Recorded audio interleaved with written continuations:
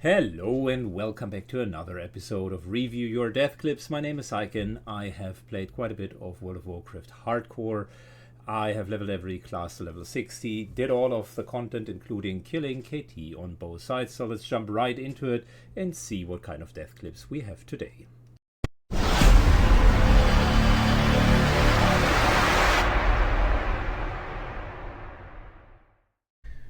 Alright, first death of today comes from Jogi, a Shadow Priest level 60, going solo into Uldaman. There's only one reason why you would want to do that, which is the dreaded enchanting trainer. And that is actually dangerous because these little scorpions en masse can swarm you, and even though you're level 60, they are hurting.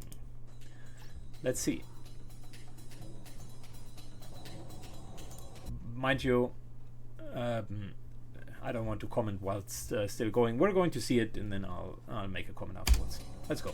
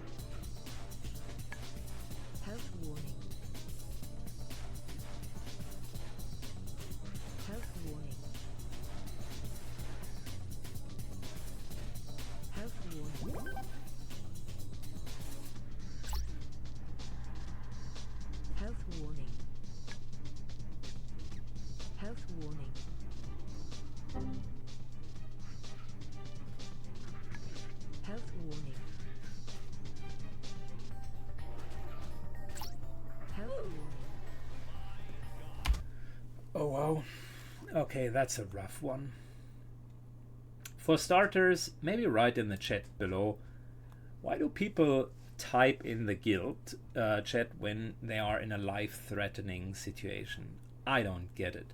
So for starters, this is an own defense content creator, so no Petri, still wants to get 300 enchanting. Can't understand why under these circumstances you're not just taking another level 60, shortly clear to here, get all of the enchanting recipes and then move out. This is risky, so I assume that person, Jogi, has a pretty sizable knowledge gap in understanding how risky this actually is. So next stop, they need to clear this pack in order for the trainer to appear, which means she or he will need to fight against 10 of these scorpions. Although they are non-elite level 35, as a class wearer, that still is a problem. Okay, self-buffed, that's fine. What do we have available as options? Potion is on cooldown. That's already major mistake number one. You're not going into that without potion. Half mana. Major mistake number two. No pre-shielding. Major mistake number three. Starts with a vampiric embrace, which generally is fine. I don't mind that choice, but there are better options that they could do. So correct way of playing this is shield on yourself, full mana, stat food should be here, maybe even a buff from somewhere else. If you want to play it extra safe, greater stone shield potion, lock out, wait 2 minutes for potion cooldown, lock in, and then essentially have 2000 extra armor for that pack. You might think that is overdoing it, but losing your 60 character is not a fun thing to do. Okay, assuming that we're just going to play with what they have, full mana, pre-shield should be the absolute minimum. Now, this is okay. This is continuous regeneration, and that's fine. What I would do in her or his position, full mana, a shield, and then just alt tap and give everybody a Shadow Word Pain, whilst at the same time moving down here, jumping at that ledge, which forces the scorpions to move all the way around. Then you trail them back up here, or fear them down there and jump down. So that's the way of doing that without any problems in between. You can wand them. So that person now starts to use Mind Flay, which without a shield is a channeling spell, so that by definition will be interrupted and is completely wasted mana. And when you start with only half your mana, that's already not a good strategy. Hasn't really thought that through. The other problem is you need to watch for the Inner Fire, because that only has 20 hits, and you can see through all of those hits it's going down very fast. So when you're kind of doing that jump skip, always Inner Fire afterwards. Anyways, they now have no Inner Fire left, and that's where the hits are actually starting to hurt, which is why I originally said maybe Greater Stone Shield Potion. We're down to 20%, 25% mana, and that is where the wanding starts. You can still do this entire pack with Fear from time to time, move up, wand, rinse and repeat. It will take some time, but that is okay. The biggest complaint that I would have is that a set person here seems to be completely oblivious to the fact that they could just dot up everything. And mind you, in this position, Vampiric Embrace on 2 or 3 of these targets would give you a pretty steady regeneration. You could have also started with renewing yourself at the beginning, but okay, that's details. Doesn't really matter. Everything else in that clip, unfortunately, then is really comes down to more execution issues. So instead of fearing, they are now like starting to stay here, just barely getting the cooldown, and then deciding to type instead of immediately using a potion, which I don't understand. By the way, Fate also does nothing, it's just wasted mana. Drinks a health potion instead of a mana potion, which for priest is a bad idea. Runs to the supposing exit, but still has the scorpions on them. Apparently doesn't know of any of the safe spots here. The scorpions will have an unlimited leash range within the dungeon, so you can't really get away from them. After the fear, what this person should be doing is shielding themselves, bandaging themselves, and then fighting them, or using any of the speed mechanics that the character has, such as Nifty Stopwatch, to actually get out of here. This I'm completely surprised to see why anyone would ever write I'm dead. I guess if that would make it any better. Yeah, sad death, but a lot to learn from it.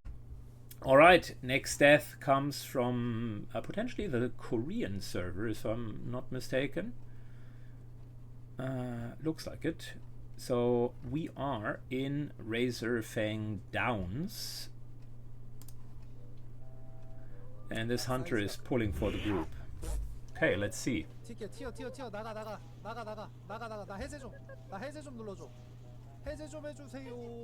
Oh, it's not a hunter. I'm stupid. It's a warrior.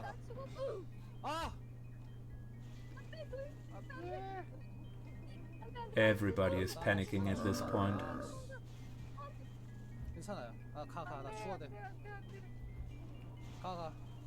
Druid is trying to solve the situation.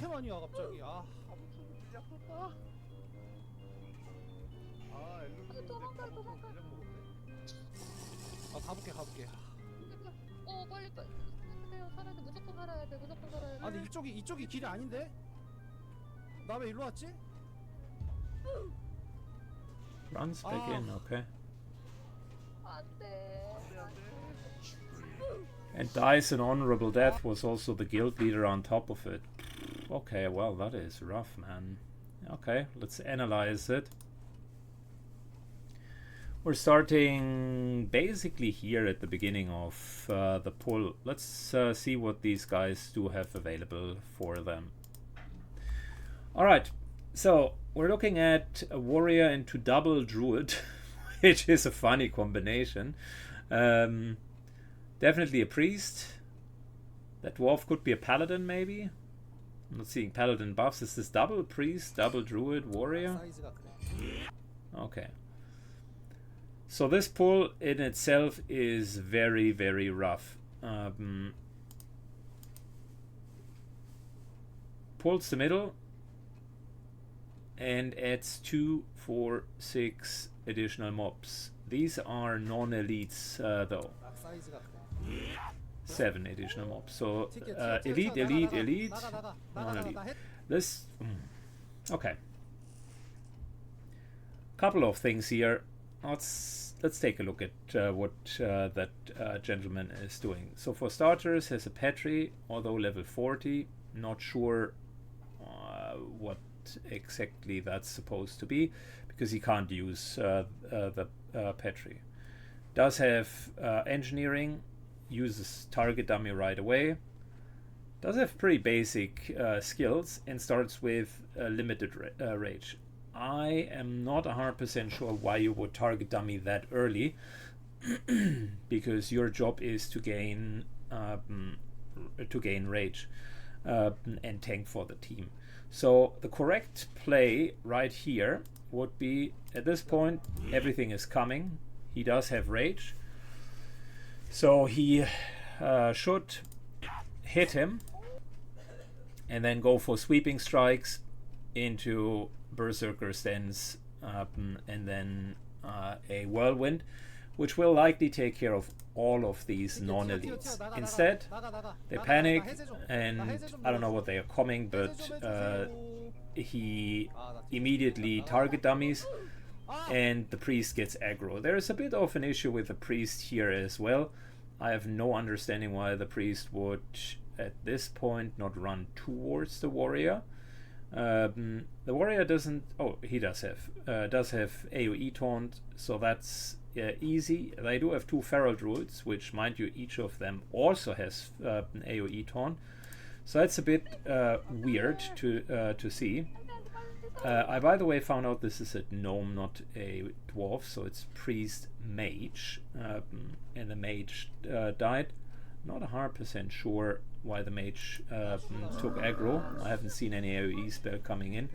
Yeah, and the rest is just running away, and them not knowing well enough. Hasn't keybound fear. Fear doesn't work on undeads to begin with, so does not really help. He is getting hammered by solo mobs, which I don't think is should happen. He does have his 30-minute cooldowns left over, so he could have retaliated, AoE taunted, retaliated. Could have done so much. It is unfortunate, but that's mainly a tank problem. Inexperienced person being forced to tank. I wonder if either of the druids would have done a better job in that. And misuse of cooldowns. Major misuse of cooldowns. Alright, third death of today is coming from Stratholme. And we are following, what is their name? Tars from Electron. Yeah, Let's were go. you playing on the hardcore servers? It's so addictive, I'm telling you, like. Oh no! It's a rogue. Now I do understand it. It's a rogue. His name is Violent J, and he has a strange setup, my dude. He's rocking his frame here, and I assume this is his target's frame. Wait, what?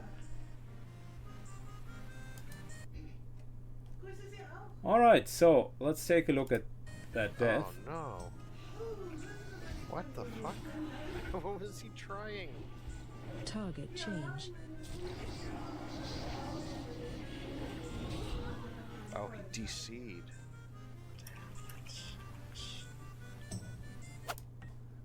What? Okay, let's see this again. So they are fighting the Baroness. For some context, Baroness actually dangerous encounter. She deals a lot of shadow damage, so you need to heal quite a bit. And on top of that, she has the ability to mind control a single individual. That individual then needs to be brought to lower than 50%, and after that, she will relinquish the control. Individual gets healed back to 100%, and you continue the fight. So that's the core idea behind it. Baroness. So I have to wonder. Can't really tell from his UI whether or not the group is in combat, but Nogmundo is not with the group. So at this point, I really don't understand what they are doing. So Nogmundo moves to there, maybe tried to pull her, and then ice block, like that's the play. Ah, okay, he DC'd after pulling. Okay, fair enough. Takes damage. Healer is completely line of sight. That's a combination of unfortunate circumstances and basically them not really paying attention. So What? Oh no. What the fuck? What was he trying? Target change. Oh, he DC'd. okay, let's talk about that. I mean, it's not my typical death that I would review because there is not a lot of execution issue here or knowledge gap. I've never seen the tactic where you're pulling her line of sight with a mage. There are a couple of mage pulls in Skolo, for instance, and in UBRS, but typically not in Strat UD. That's not what you would see. So I have to wonder why they even wanted to do that to begin with. But that's besides the point. Say you would be doing that. I personally, I've been asked oftentimes how to make sure that you're not dying in dungeons. And the easiest way of doing that is actually being in Discord. Let that sink in. Yes, it's an extra effort, and yes, you can't blast your music, but the moment that he DC'd, there would have been an option for the healer to heal. You can see the Baroness is still hitting him, but not for that much.